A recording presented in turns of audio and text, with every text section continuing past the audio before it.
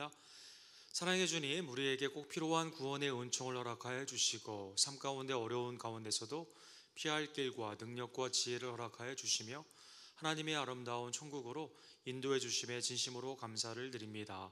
오늘도 말씀을 통해서 종말의 때를 살아가는 우리 신앙인들에게 어떠한 지혜가 또 어떠한 능력이 필요한지를 주님의 말씀을 통해 깨닫기를 원하오니 성령님 우리의 심령을 깨우쳐 주시고 말씀을 받을 수 있는 믿음을 허락하여 주시며 순종하는 능력을 주께서 허락하여 주시옵소서. 하나님, 우리의 심령이 오직 그리스도의 중심으로 나아가는 사순절과 신앙이 되기를 간절히 원합니다. 오늘도 말씀 가운데 우리에게 은혜를 더하여 주시옵소서. 예수 그리스도의 이름으로 간절히 기도드립니다. 아멘. 누가복음 21장은 예루살렘의 멸망과 우주의 멸망을 함께 보는 종말의 주제가 21장에 전체적으로 나와 있습니다. 사실 성경에서만 종말의 때가 다 되었다라고 말하고 있지는 않습니다. 심지어 믿지 않는 과학자들도 인류가 이대로 가서는 곧 멸망한다라는 리포트들이 많이 나오고 있는 것입니다.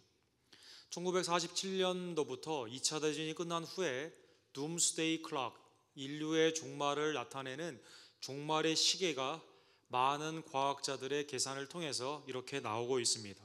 마지막 계산으로 나와 우리에게 경고를 준 것은 지난 1월 22일에 많은 과학자들과 엔지니어들의 모임인 Bulletin of the Atomic Scientists라는 그룹에서 우리의 인류의 역사의 시간은 불과 3분밖에 남지 않았다라는 경고를 보냈습니다. 이유는 인류의 욕심 가운데 서로 민족과 민족이 싸우게 되는 성경 그대로의 코테이션처럼 그들은 말하고 있습니다. 미국, 러시아, 중국과 같은 그 큰 나라들이 핵무기를 개발하게 되고 서로 대치되는 상황 가운데 인류는 매우 불안하다라는 것입니다. 또한 탐욕의 인생들은 자연을 다음 세대에게 남겨줄 생각을 하지 않고 자기의 현재에서 모든 것을 갈취하고자 하는 그러한 것 가운데 자연의 재해들이 많이 생기게 되고 있다는 것입니다. 그러다 보니 기근이 생기게 되고 알지 못하는 병들이 많이 생기게 되면서 작년보다 올해 인류의 멸망의 시간이 12시가 되면 끝나게 되는데 점점점 가까이 오는 이러한 경고를 우리에게 보내는 것입니다. 그들이 사용하는 언어를 보게 되면 누가복음 21장이나 복음서에 나와 있는 말세에 일어나는 현상과 매우 흡사한 것을 통해서 심지어 믿지 않는 사람들이다 하더라도 뭔가 지금 인류가 곧 큰 일을 당하게 된다라는 경고를 우리에게 보여주고 있는 것입니다.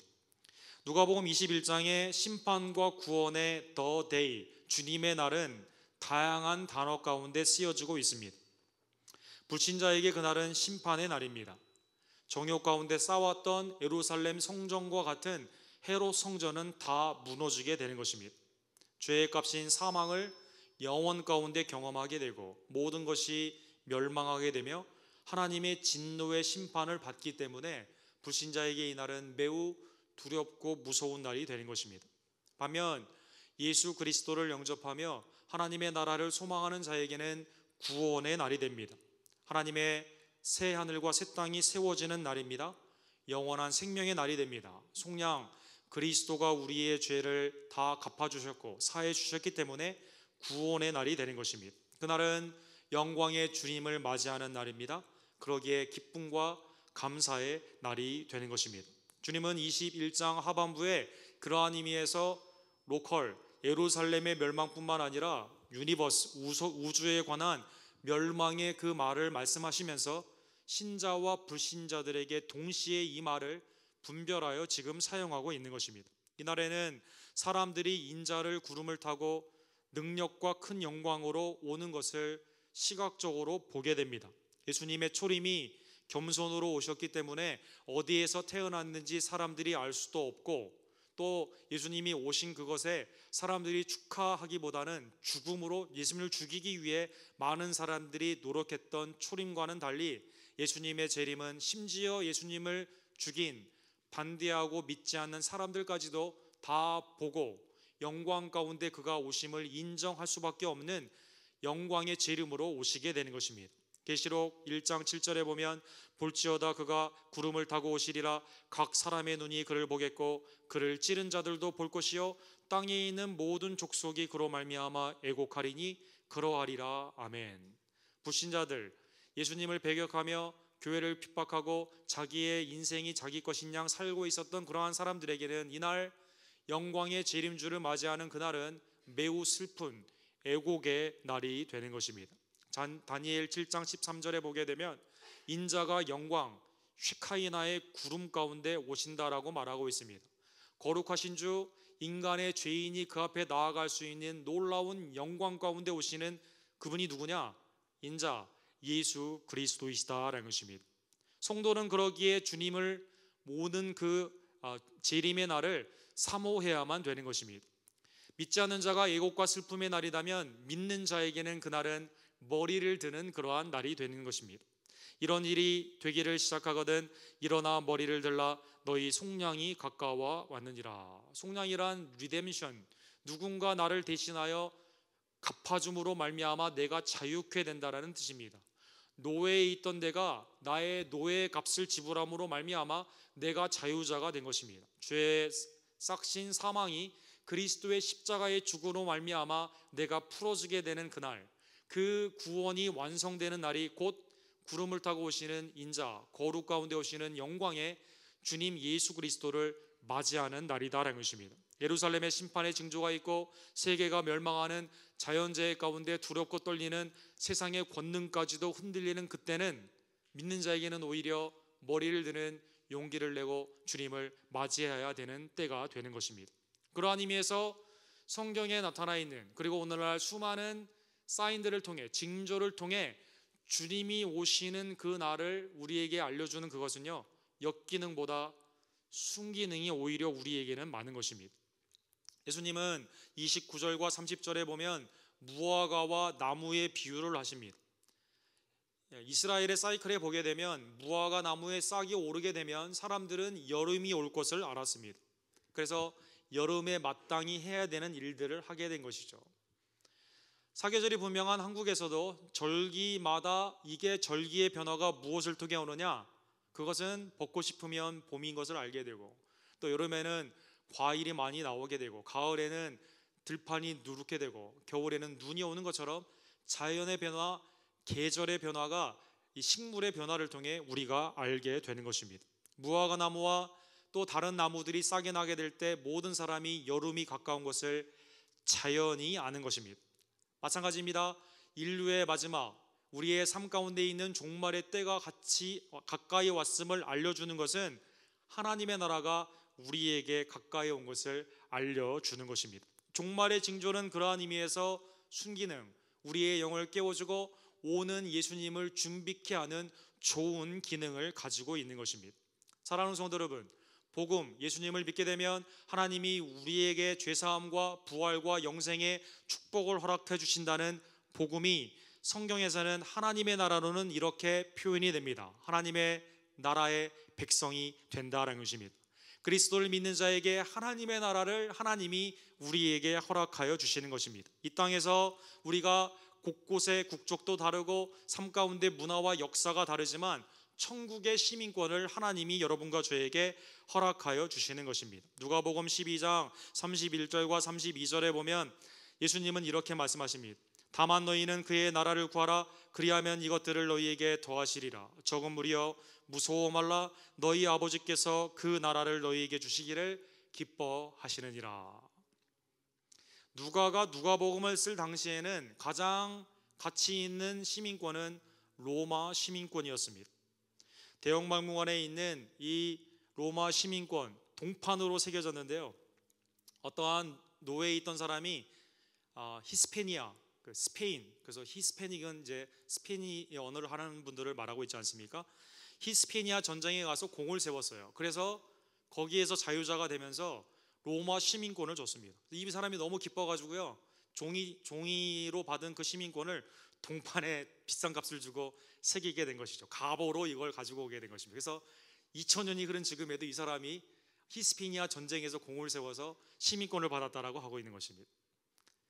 로마의 시민권을 따기 위해서는, 다른 종족이 하기 위해서는요, 목숨을 걸고 수많은 희생 아니면 수많은 돈을 지불했어야만 됩니다. 오늘날에도 세계에서 가장 안전하고 또 삶 가운데 행복 지수가 높고 요람에서 무덤까지 걱정하지 않고 살 수 있는 그 나라들, 그런 나라들의 시민권의 가치가 매우 높습니다. USA 투데이에 보면 지금 가장 시민권의 가치가 높은 나라는 한국, 미국이 아니라 핀란드라고 합니다. 시민권의 가치, 그것은 따기도 어렵고 매우 비용이 많이 듭니다. 그러나 복음이 여기에 있습니다. 천국을 위해서 우리가 수많은 돈을 지불하거나 우리의 공로를 나타낼 필요가 없습니다. 하나님께서는 여러분과 저에게 그 나라를 주시기를 기뻐하시는 것입니다. 하나님께서 여러분과 저에게, 예수님을 믿는 자에게 일단 템포러리 비자로 좀 천국에 잠깐 있어라, 아니면 조금 더 길게 장기 비자나 영주권, 그리고 마지막에 천국의 시민권을 준다는 그러한 계산적인 모습이 아닌 그 나라를 너희에게 주시기를 기뻐하시느니라. 놀라운 은총입니다. 하나님이 수많은 사인들을 통해 우리에게 알려주는 그것은 그리스도를 믿는 자에게 머리를 드는 속량의 그날, 하나님의 나라가 우리에게 임하게 되고 내가 그 나라의 백성이 되는 놀라운 성취가 그 가운데 있다라는 것입니다. 이러한 하나님의 말씀은 천지가 없어진다 하더라도 다 이루어지게 됩니다. 그것은 이 세대가 지나기 전에 이루어진다라고 예수님은 약속하여 주십니다. 어떤 사람들은 이 세대라는 말을 그냥 시간의 흐름, 우리가 세대 간의 격차, 세대 차이 이런 것들 많이 말하지 않습니까? 30년과 40년의 흐름의 시간으로 해석하여 이 예수님의 말씀은 예루살렘의 멸망으로 끝났다라고 말하고 해석하는 분이 있습니다. 그러나 성경에는 세대가 두 번째 의미로 사용이 됩니다. 그것은 주님이 오시는 날까지 죄와 사망이 있는 죄악의 상태를 의미하는 것입니다. 성경에는 삐뚤어진 세대, 패역한 세대, 악하고 음란한 세대라고 말하고 있습니다. 신명기 32장 5절에는 그 세대를 이렇게 표현합니다. 그들이 여호와를 향하여 악을 행하니 하나님의 자녀가 아니요 흠이 있고 삐뚤어진 세대로다. 이 세대가 지나가기 전에, 그 뜻은 무엇일까요? 죄와 사망이 있는 그 세대가 다 되었을 때 예수님은 다시 오심으로 말미암아 하나님의 나라를 열어주시는 것입니다. 악에 충분한 때, 하나님께서 악에 충만한 그때에 가나안 땅에 있는 백성들을 심판하신 것처럼 믿지 않는 자, 하나님의 은혜의 시간을 소멸하는 그 자가 다 되었을 때 주님은 이 모든 것을 성취하여 주시는 것입니다. 하나님의 나라는 반드시 오게 됩니다. 반드시 오는 그 하나님의 나라, 기쁨과 감사함의 그날을 맞이하게 되는 성도는 비신자들처럼 살아서는 되지 않습니다. 비신자들처럼 방탕함과 술 취함과 생활의 염려 가운데 살아가게 되면 그날 주님이 오심을 기쁨으로 맞이할 수가 없습니다. 덫처럼, 생각지도 않은 그것에 덫처럼 받게 되면 주님의 칭찬과 상을 받지 못한다라는 것입니다. 지금은 사순절이죠. 옛날에 캐톨릭의 전통에 보면 사순절에는 고기를 먹지 않는 그러한 일이 있었습니다. 또 죄를 행악을 하지 않기 때문에 어차피 사순절에는 모든 사람이 경건에 가기 때문에 그 전날 카니발이나 우리 뉴올리언스에서 마디그라 같은 그러한 그날 죄를 한꺼번에 다 짓고 그 다음도 회개하면 되니까 그러한 것으로 생각을 했습니다. 오늘날에는 그게 경건의 훈련에 성경적으로 많이 돌아왔습니다. 해마다 우리 크리스천애티 투데이에서 보게 되면 빅데이터, 우리 사람들이 그 데이터를 통해서 그 사순절에 뭘 끊기를 원하는가, 이걸 이렇게 보게 되는데, 올해는 예수님을 섬기기 위해서 우리가 끊어야 되는 것, 이 기간만이라도 좀 경건에 힘써야 되는 게 뭐냐? 그것은 소셜 미디어가 신앙에 상당히 방해가 된다는 것이죠. 그래서 글씨가 큰 걸 보게 되면 사람들이 그만큼 이건 이 기간에 하지 않겠다는 건데, 트위터, 페이스북, 초콜릿, 그 다음에 소다, 스웨링, 알코올 이런 것들 이제 하게 되는 거죠. 이걸 끊어야 하나님의 경건으로 더 나아가게 된다는 것입니다. 예수님은 세 가지를 특별히 말씀하셨습니다. 방탕함, 하나님의 가정의 질서나 삶 가운데 있는 경건을 무시하고 나의 정욕대로 살고자 하는 육체의 대표적인 죄를 의미합니다. 음란과 방탕함은 하나님의 나라를 맞이하는 성도에게 마음을 둔하게 하는 것입니다. 술 취함, 영적으로 깨어 있어야 되는데 술의 영향으로 말미암아 하나님의 나라가 아닌 이 땅의 나의 재미 가운데 살게 하는 대표적인 죄의 근원이 되는 것입니다. 세 번째, 첫 번째 방탕함과 술 취함은 어느 정도 경건의 윤리적인 삶을 사는 사람들에게는 피할 수 있는 것처럼 보이지만, 세 번째는 우리를 무척 직접적으로 묻는 질문, 괴롭게 하는 것 중에 하나입니다. 그것은 생활의 염려다라는 것입니다. 세 가지 가운데 있었을 경우 마음이 둔해집니다. 하나님의 나라에 민감하지 못합니다. 내 죄에 대해서 민감하게 하지 못합니다. 매우 무력해지며 뒤로 물러가는 신앙의 후퇴, 영적인 다운이 일어나게 되는 것입니다. 주님이 그때 오시게 되면 기쁨으로 주님을 맞이할 수가 없다라는 것입니다. 아브라함 메슬로라고 사람의 욕구를 5단계로 이렇게 정리를 한 유명한 유대인 심리학자가 있습니다. 이분은 이사야서 48장 22절에 여호와께서 말씀하시되 악인에게는 평강이 없다, 이 말씀을 그의 생활의 모토, 심리학의 모토로 삼았다라고 합니다. 인간은 왜 생활에 염려를 하게 될까요? 평강을 누리지 못하고 가난한 자나 부자나 또 남녀노소, 어린아이들은 어린아이대로 염려가 많고 노인은 노인대로 염려가 많은, 건강한 사람도 염려가 많고 아픈 사람도 염려가 많은 죄인의 가장 극단적인 그것이 무기력해지게 하는 생활의 염려에 대해 깊은 관심을 보였습니다. 서바이벌, 생존이 해결되면 두 번째 인간의 가장 중요한 욕구가 security, 생활의 염려가 아니라 안전을 추구하게 된다는 것입니다. 인간이 염려하는 두 가지는 인간의 한계 때문에 그렇습니다. 현재의 threatening jungle, 나를 위협하는 요소에 대해서 우리가 걱정하기 때문이다라는 것입니다. 두 번째로 미래에 대한 극심한 염려 가운데 있는 것입니다. going wrong, 뭔가 잘못될 거라는, 내가 지금 건강하지만 내 건강은 언젠가는 깨어질 거라는 것을 미리 염려합니다. 우리의 자녀가 지금은 잘 자라고 있는데 나중에 혹시 딴 길로 가지 않을까 매우 두렵습니다. 지금 직장은 괜찮은데 우리 직장의 미래가 앞으로도 괜찮을 건가 염려하게 된다라는 것입니다. 나 아니면 나를 둘러싼 세계가 잘못될 거라는 끊임없는 우려 가운데 더 본질적으로 들어가게 되면 인간의 미래에 대한 불확실성이 악인에게 평강이 없는 것처럼 우리에게는 언제나 괴롭히는 생활의 염려가 된다는 것입니다.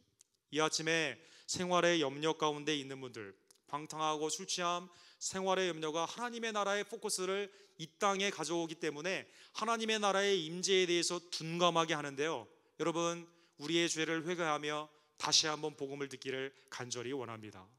복음은 하나님의 나라를 하나님이 그리스도를 믿는 자에게 기쁘게 주시는 걸로 표현이 됩니다.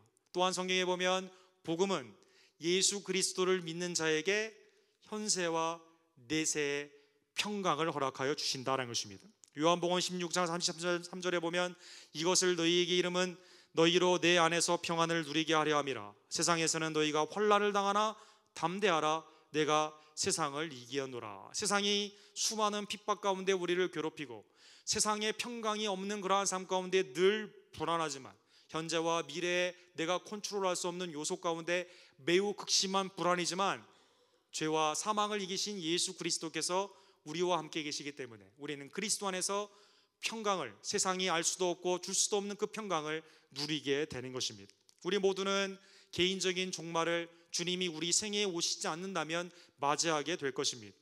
그것은 병, 질병, 또 사건, 사고, 전쟁, 또 우리의 삶 가운데 있는 수명이 다하게 될 때 맞이하게 되는 것입니다.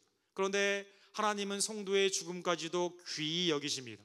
이 땅에서의 성화의 끝으로 우리의 삶을 받으시고 천국에서 안식하기 때문인 것입니다. 만약 우리의 생애 가운데 예수님이 오시게 되는 우주적인 종말을 맞이하게 되면 The final end, 마지막 그 끝을 우리가 보게 될 것입니다. 그러나 우리는 염려할 필요가 없습니다. 주님이 영광의 주로 구속주가 오시기 때문에 우리는 주와 함께 그 영광에 참여하게 되는 것입니다. 복음이 무엇입니까? 그리스도를 믿는 자에게 하나님께서 하나님의 나라를 기쁘시게 주고 영원한 평강을 허락하여 주신다는 것입니다.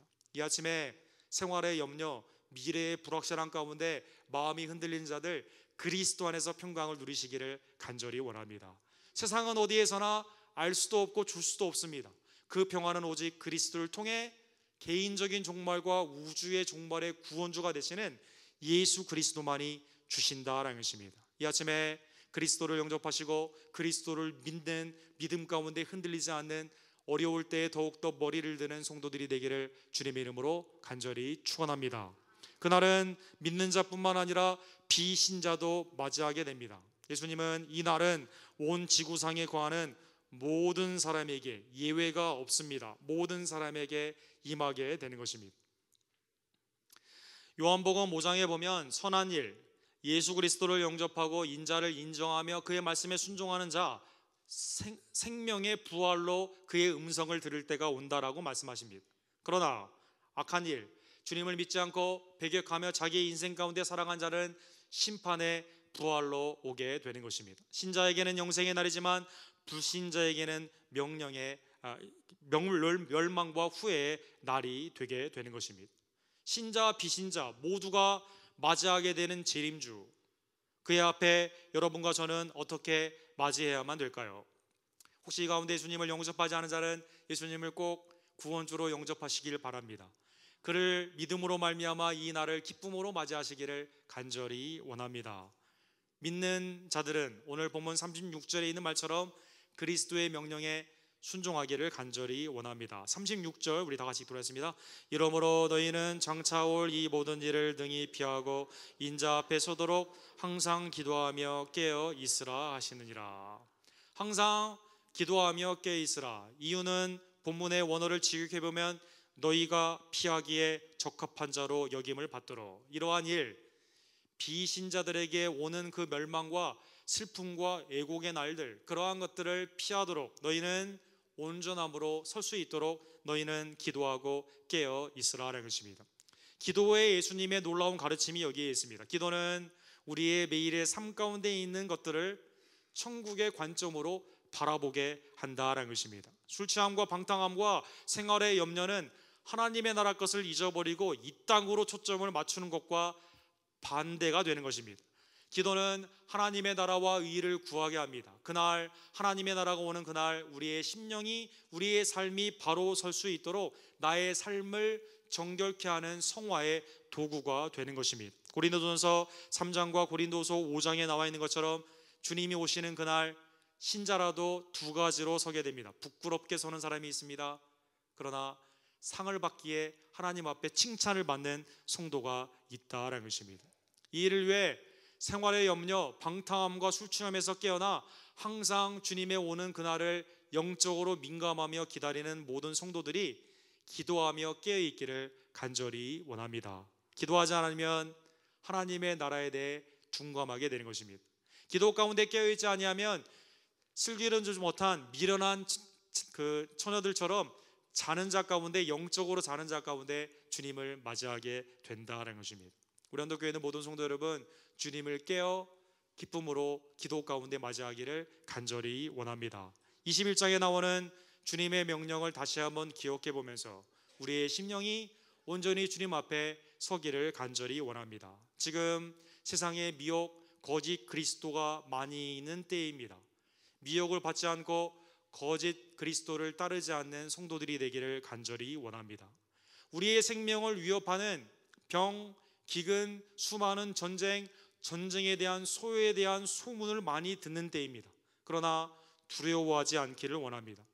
핍박을 하는 사람들이 많이 있다 하여 우리의 신앙이 뒤로 나아가지 않기를 원합니다. 그리스도는 지혜와 능력을 주셔서 인내 가운데 구원을 받게 하시기 때문인 것입니다. 임박한 재림 가운데 두려워하거나 무서워하는 것이 아니라 머리를 들며 우리의 속량이 가까웠음을 깨닫고 주님을 기쁘게 맞이하는 용기 있는 성도들이 되기를 간절히 원합니다. 29절에서 36절에 맞이한 것처럼 재림주를 기쁨으로 산 가운데 맞이할 수 있도록 항상 기도하며 깨어있는 성도들이 되기를 간절히 원합니다. 기도하겠습니다. 사랑의 하나님 아버지, 감사합니다. 21장 누가복음의 말씀을 통해 종말을 살아가는 우리의 삶을 주님 친히 말씀 가운데 가르쳐 주심에 진심으로 감사를 드립니다. 하나님, 우리가 믿는 자임에도 불구하고 비신자처럼 살아갈 때가 얼마나 많이 있던지요.